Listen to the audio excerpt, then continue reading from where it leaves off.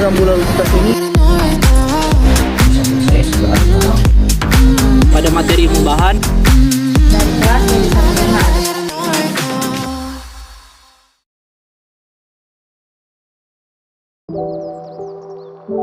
Assalamualaikum warahmatullahi wabarakatuh. Mohon izin memperkenalkan diri, saya Taruna Muda Enman Klarian Ninja dengan notar 201208. Saya berasal dari kelas KD15, program studi D4 transportasi darat. Saya sekarang berada di pantai Matanurung di Kabupaten Semulu, Provinsi Aceh. Saya di sini ingin mengidentifikasi tentang jenis batuan, yaitu batuan sedimen organik.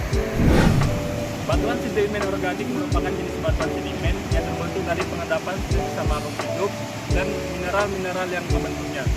Berikut ini adalah contoh dari batuan sedimen organik, yaitu batu gamping. Batu gamping atau batu kapur kebanyakan merupakan batuan sedimen organik yang terbentuk dari akumulasi cangkang, karang, alga, dan pecahan-pecahan sisa organisme. Batuan ini juga dapat menjadi batuan sedimen kimia yang terbentuk oleh pengendapan kalsium karbonat dari air danau ataupun air laut. Ciri-ciri batu gamping yang paling khas adalah bersifat poros atau sarang. Warnanya bervariasi, yakni putih susu, abu-abu muda hingga tua, coklat, merah sampai kehitaman, yang dipengaruhi oleh pengotor yang berada di dalam batuan tersebut. Batu ini memiliki keberagaman kegunaan yang paling besar. Batu ini paling sering digunakan dibandingkan dengan batu yang lain. Batu ini biasanya digunakan sebagai bahan bangunan konstruksi dan sebagai bahan dasar pembuatan dari semen Portland. Berikut tadi merupakan identifikasi saya tentang jenis batuan sedimen organik. Mungkin apa yang telah saya sampaikan bisa menjadi manfaat bagi kita semua. Mungkin hanya ini yang saya sampaikan, lebih dan kurang saya mohon maaf. Saya tutup dengan wassalamualaikum warahmatullahi wabarakatuh.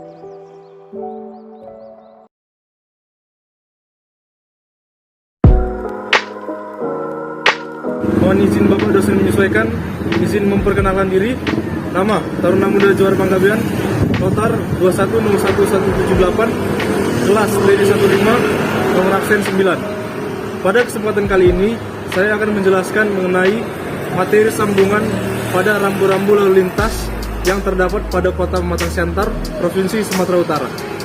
Sekarang ini, saya sudah berada di Jalan Patimura nomor 1, dan di sebelah kiri saya terdapat rambu lalu lintas panah kanan, yang arti dari rambu lalu lintas ini mengharuskan pengguna jalan untuk berada di sebelah kanan.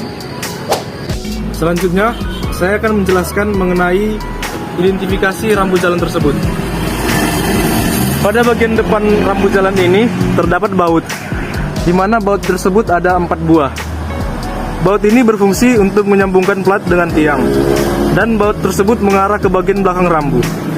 Pada bagian belakang rambu terdapat batang baut, ring, dan mur agar baut itu tidak lepas.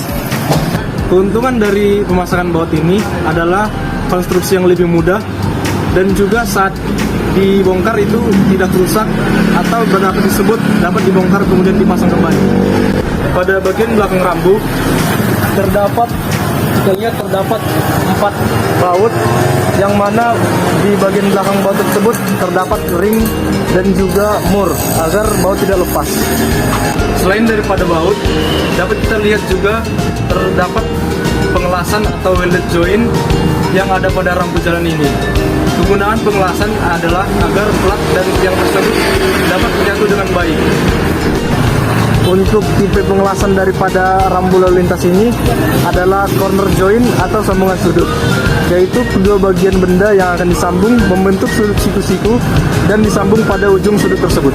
Kemudian penjelasan singkat mengenai sambungan yang terdapat pada rambu lalu lintas panah kanan yang telah saya sampaikan. Mohon maaf jika ada kesalahan penuturan kata. Semoga penjelasan singkat saya dapat bermanfaat bagi kita semua. Siap, terima kasih.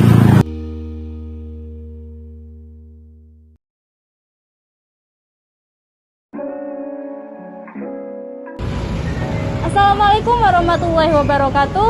Izin memperkenalkan diri, nama saya Taruni Muda Nanda Maharani dengan nomor taruna 2101276. Di sini saya akan sedikit memaparkan mengenai perkerasan beton yang ada di jalan di Kabupaten Pekalongan. Seperti yang kita lihat bahwa di belakang saya tengah dibangun jalan dengan menggunakan perkerasan beton. Hal ini dilakukan karena sebelumnya jalanan ini sering rusak dikarenakan tidak mampu menahan beban yang terlalu berat.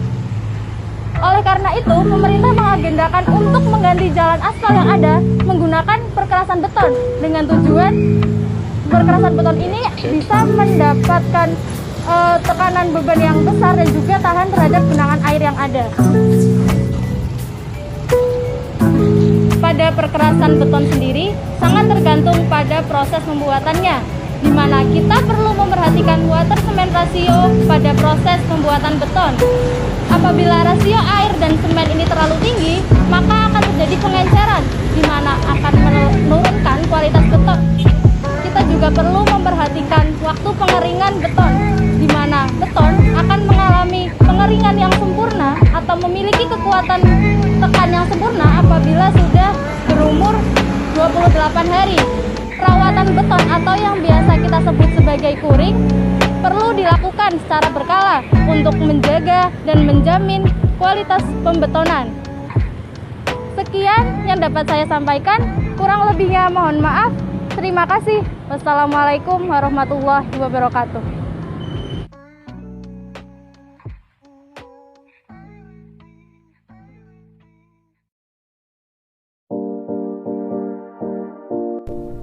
Assalamualaikum warahmatullahi wabarakatuh.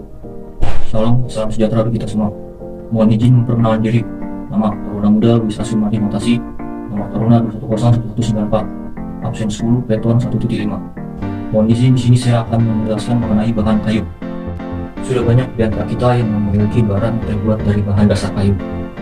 Kayu adalah batang atau cabang serta ranting pada tumbuhan yang mengeras karena mengalami proses signifikasi atau pengayuan. Pengertian dari kayu di sini ialah merupakan suatu bahan yang diperoleh dari hasil pohon-pohon di hutan yang merupakan bagian dari pohon tersebut. Banyak sekali peranan kayu di hidup kita, terutama dalam bidang transportasi, seperti contohnya becak dari kayu, gerobak, perahu kayu, palang kereta api, dan dermaga kayu, dan masih banyak yang lain. Di samping saya juga ada barang yang terbuat dari bahan dasar kayu yang diolah dan diproses melalui berbagai tahap, seperti lemari yang ada di sebelah saya. Lemari ini terbuat dari bahan dasar kayu mahoni yang melalui proses tahapan pemotongan, pengukiran, pengampasan, dan biasanya terakhir diakhiri proses pengecatan atau pengawetan untuk lemari. Tujuan dari pengecatan tersebut di sini bertujuan sebagai pengawetan dan pengkilatan pada lemari agar terlihat lebih mewah dan awet tahan lama. Kelebihan dari kayu mahoni ini adalah masanya yang sangat ringan, sehingga mudah untuk digeser dan dipindah-pindahkan kemanapun. Tak hanya itu, karakter serat kayu mahoni yang beragam membuatnya terlihat menjadi mewah sebagai bahan furnitur.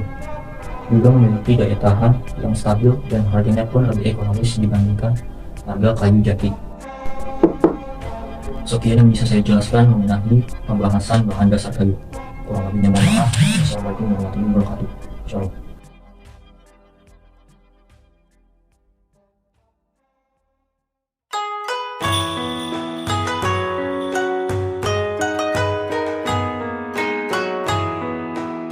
Assalamualaikum warahmatullahi wabarakatuh. Mohon izin senior menyesuaikan. Izin memperkenalkan diri. Nama Taruna Muda Hadi Rizky Firmansyah. Nomor Taruna 2101148.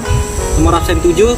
Kelas TD 15. Izin menjelaskan atau memaparkan tentang perkerasan aspal pada materi ilmu bahan yang diampu oleh Bapak Sukmar Hardian. Sebelumnya, apa itu perkerasan aspal?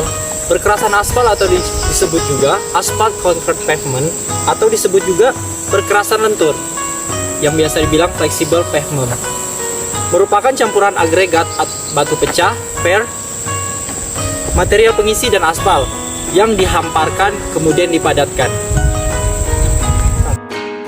Perkerasan aspal sendiri memiliki 4 lapis. Yang pertama tanah dasar, yang kedua pondasi bawah, yang ketiga ada pondasi, dan kemudian ada lapis permukaan. Penggunaan bahan aspal sendiri diperlukan agar lapisan dapat bersifat kedap air. Di samping itu, bahan aspal sendiri memberikan bantuan tegangan tarik yang berarti mempertinggi daya dukung lapisan terhadap beban roda yang berlalu lintas. Sekian yang dapat saya terangkan dan saya paparkan mengenai perkerasan aspal pada materi ilmu bahan. Kurang lebihnya saya mohon maaf. Wabillahi taufiq wal hidayah. Wassalamualaikum warahmatullahi wabarakatuh.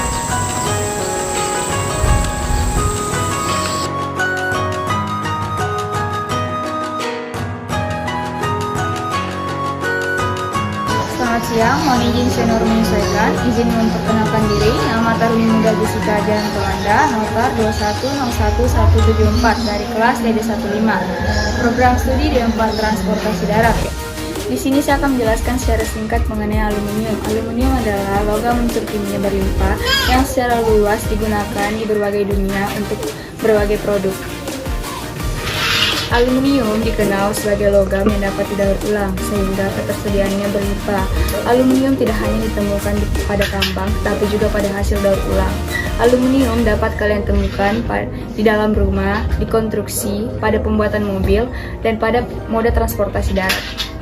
Lemari berbahan aluminium ini dikombinasikan dengan kaca yang memiliki masa pakai yang cukup panjang, karena aluminium ini tidak ada resiko material melengkung atau memuai, dan juga harga yang terjangkau sehingga masyarakat lebih banyak menggunakannya. Selain itu, lemari aluminium juga tahan terhadap kondisi cuaca Indonesia yang terbilang ekstrim, seperti panas dan basah, yang dimana serangga tidak akan memakan material dari aluminium tersebut seperti bahan kayu. Adapun sifat-sifat aluminium, pertama, elastis dan ringan, kedua, tahan korosi, ketiga, dapat didaur ulang, dan keempat, dapat menghantarkan listrik dengan baik. Pada moda transportasi, aluminium dapat ditemukan pada pembuatan plat, di sebuah kapal, pesawat, dan gerbong kereta api. Sekian yang dapat saya sampaikan, kurang lebihnya mohon dimaafkan. Terima kasih.